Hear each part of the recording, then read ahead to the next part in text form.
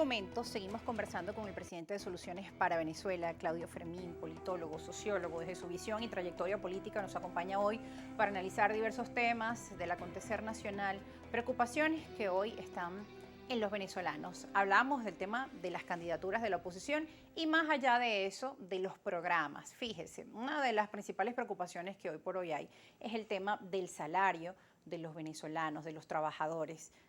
Hace unos meses estuvo en nuestro país una comisión de la Organización Internacional del Trabajo, empezaron las comisiones de diálogo de distintos sectores y bueno, eso avivó las esperanzas del trabajador de que llegaran respuestas sobre mejoras a este asunto. Hoy por hoy, cuando revisamos, por ejemplo, la canasta básica alimentaria, producción la tiene por allí, estamos viendo que está por encima de los $400, incluso incrementó, según Sendas, casi a los $500.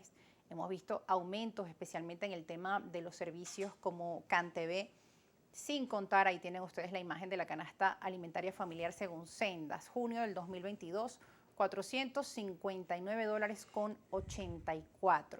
Fíjese la variación, ha tenido un aumento importante respecto a mayo, porque además aumentan en dólares y los salarios se mantienen allí, incluso quejas a los trabajadores públicos sobre además el que le han quitado bonos. Fíjese, variación de 5.1% es la canasta alimentaria familiar, esta que está conformada por 60 productos. Es un tema que obviamente preocupa cada vez que vamos al mercado, como ama de casa. Sabemos que además tenemos que en este tiempo prepararnos para un nuevo año escolar, pagar las inscripciones, libros, bueno, entre tantas cosas, la familia venezolana hoy tiene el tema de la canasta, el tema de los salarios como principal preocupación. Muchos dicen que hay mejorías en los índices económicos, pero lo cierto es que muchas veces esa mejoría es a cuenta de que muchos han dejado de lado su profesión para dedicarse a hacer tortas, a hacer un emprendimiento, pero ¿hasta qué punto esto es positivo?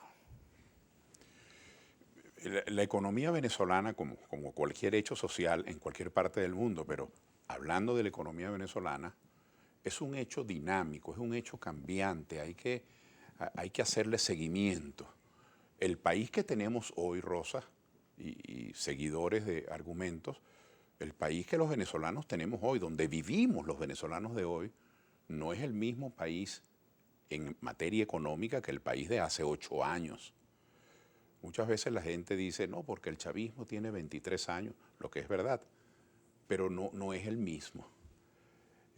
Ahora, desde hace algunos años, esta administración logró extirpar algo que veíamos difícil que lo hiciera, sobre todo viniendo de esquemas de gobierno tan rígidos. Lograron modificar el control de cambio, que se habían casado con el control de cambio como si eso fuese algo perteneciente a la nacionalidad venezolana. Y lo habían traído so pretexto de evitar la fuga de divisas, y ya sabemos que el control de cambio se convirtió en un espantapájaros de las inversiones y en una gran fuente de corruptela. Pues Maduro eliminó el control de cambio. Y Maduro eliminó el control de precios exacerbados. Me imagino con cuántos tendría que lidiar dentro de su propio partido. Y abrió el mercado de capitales. Ahora hay gente interesada en poner inversiones en empresas del Estado, en las que está abriendo el gobierno hasta ahora. Y hemos visto recientemente las zonas económicas exclusivas, que esas zonas económicas exclusivas son un compendio de críticas a las mismas políticas del gobierno en otras áreas. Disminución del impuesto sobre la renta, devolución de dinero a los inversionistas en materia del IVA, atracción de inversiones extranjeras. Es decir, el gobierno está cambiando, el país está cambiando y las presiones de los ciudadanos y eso que algunos tratan tan despectivamente como es el diálogo, ha dado sus frutos. Yo quiero aprovechar para felicitar a la gente de Conindustria, de Fedecámaras, a los políticos que han creído en el diálogo, a la gente del gobierno que tuvo el coraje de enfrentarse a los más extremistas que no querían cambiar.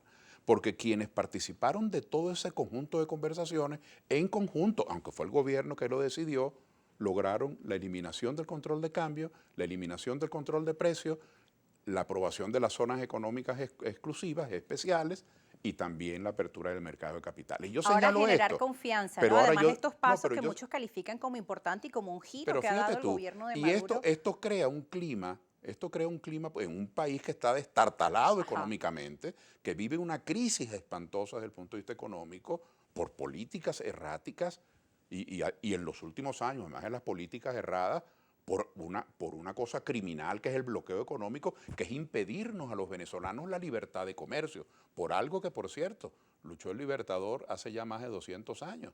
No era solo que los gobernadores y los alguaciles venían de la península ibérica, no, era que Venezuela no tenía libertad de comercio y por eso también se luchó por ser independiente. Entonces, la economía ha ido cambiando, hay un clima, se comienza a ver la recuperación, se comienza la gente a, sobre todo se permitió la libre circulación del dólar. Muchos cayeron en cuenta, los que promovían el golpe de Estado y las guarimbas y las posiciones mágicas, muchos dijeron, bueno, pero si Maduro va a durar de verdad hasta el 24, si ya es una realidad, bueno, vamos a invertir nuestro dinero. Es decir, una cantidad de circunstancias han hecho que el clima económico sea más favorable. Pero ese clima económico más favorable, que a mi juicio lo está siendo, es una dinámica, va hacia allá. Sin embargo, no lo es para el salario, no lo es para el trabajador, no lo es para el pensionado, no lo es para el jubilado. El clima económico, la distensión económica, la liberalización de las regulaciones ha traído más inversiones, ha ido soltando las amarras del sector comercio y del sector de la pequeña y mediana industria, en particular de los emprendedores, pero en el salario hay una gran contención, hay un maltrato a los trabajadores. Y yo estoy seguro que si Maduro fue capaz de enfrentar tantas presiones y de torcerle el pescuezo al control de cambio, al control de precios y de abrir el mercado de capitales, yo no tengo por qué dudar que él sea capaz de poner en cintura también o de explicarle a quienes redactaron ese arbitrario instructivo de la Oficina Nacional de Presupuestos que no se pueden desconocer los derechos adquiridos. Mire, las protestas, que vi una protesta en Globovisión, las vi en el noticiario, en Globovisión hoy. Sí. Esas protestas no son de conspiradores, esas protestas no son de asesinos que están tratando de violentar la Constitución. Esas protestas son de gente que tiene hambre, de gente que no le alcanzan los 175 bolívares del salario mínimo para mantener a su familia. Entonces yo estoy convencido que si esto lo logramos explicar, si esto lo logramos polemizar, dialogar en una mesa racional, no en una mesa de odio, que yo te mato, que yo te extingo, que yo te pulverizo, así no sirve, así no funciona Pero han Venezuela. hablado de esas mesas del reformateo del diálogo nacional, más Bueno, allá de los diálogos de pero México. sí, ¿Han estado ustedes en estas mesas que se no han hemos venido estado, pero realizando? celebro que se den esas mesas. Ahora, en esas mesas de diálogo donde el tema que se privilegia es el político, que fulano o mengano sean habilitados, que tal o cual que las elecciones sean torcidas y no sean dobladas, que las elecciones, un mandato, los electores tienen un mandato. Cuando usted eligió a su gobernador, a Morel Rodríguez o al presidente Maduro o al alcalde Duque, a quien usted haya electo, usted le dio un mandato por tantos años a un gobernador. Bueno, ¿y cómo es que dos o tres se pueden reunir para decir, vamos adelante esas elecciones? ¿Cómo pueden desconocer la soberanía popular?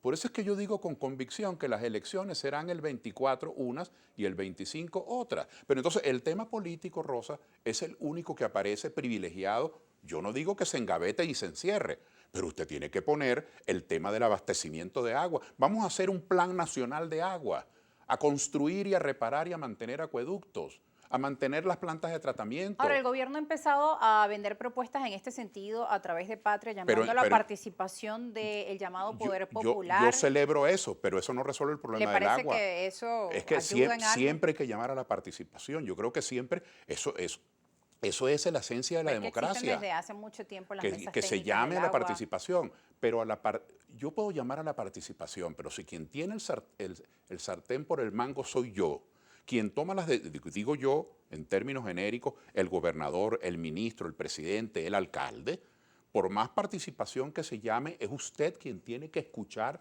a quienes se sientan a participar y usted cambiar sus decisiones. Y ponía el ejemplo del agua. ¿Dónde está el mantenimiento de los acueductos, de las plantas de tratamiento, de las estaciones de bombeo, de los tanques de almacenamiento, Desde el de gobierno se reparación? habla que es el bloqueo No, pero el agua no tiene nada que ver con esto del bloqueo. del tema de las Ah, infraestructuras. ahí viene el razonamiento, vamos a dialogar. ¿En qué sí tiene razón el gobierno? El bloqueo impide los ingresos, es verdad.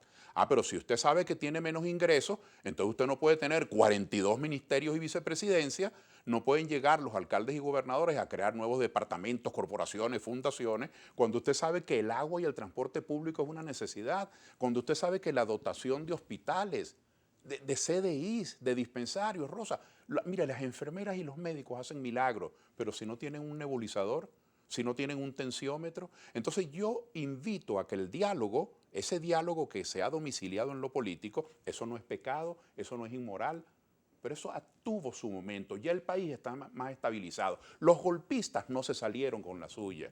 Los que querían violentar la Constitución no se salieron con la suya. Vamos a centrar entonces el diálogo ahora en abastecimiento de agua, en mejoramiento de salario y seamos realistas.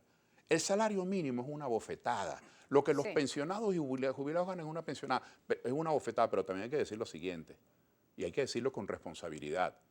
No hay dinero para mejorar a 4 millones de almas que dependen del sector público. El sector público no puede seguir regentando ventas de empanadas, puertos, aeropuertos, tiendas en los aeropuertos, hoteles, líneas aéreas, cuando no hay casas en los hospitales, cuando los policías, los maestros, los médicos ganan una miseria.